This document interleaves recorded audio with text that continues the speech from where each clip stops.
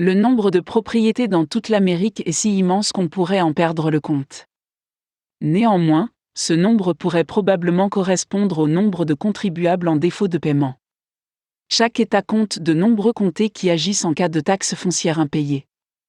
L'IRS et d'autres entités taxatrices peuvent déposer un privilège fiscal sur votre maison si vous ne payez pas votre impôt sur le revenu, votre taxe foncière ou d'autres taxes.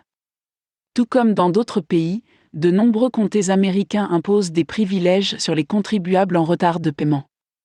Quels dommages les privilèges peuvent-ils causer à votre maison s'ils perdurent? En effet, votre maison est soumise à une responsabilité légale. En d'autres termes, la personne ou le comté qui dépose le privilège revendique un intérêt légal sur votre maison. Il se peut que vous ne soyez pas en mesure de payer vos impôts dans le délai de grâce spécifié et que votre maison soit saisie.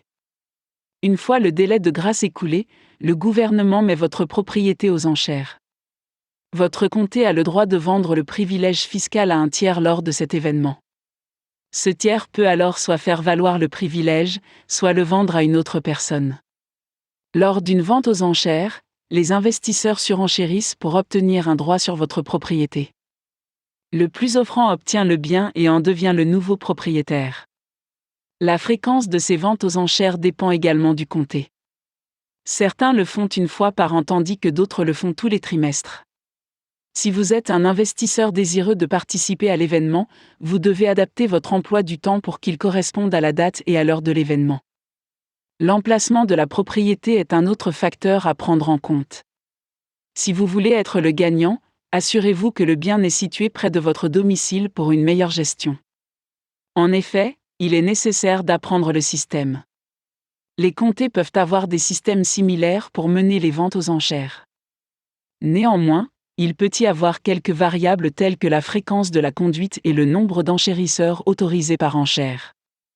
Une fois que vous avez remporté l'enchère, ne vous contentez pas de la propriété. Faites quelques modifications et mettez-le en location.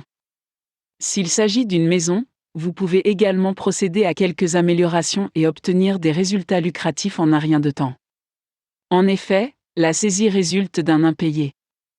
Dans ce cas, il serait impossible de vendre votre maison ou de l'utiliser comme garantie pour un prêt. De plus, la saisie peut retarder le processus de vente. N'oubliez donc pas de payer vos impôts à temps pour éviter les saisies.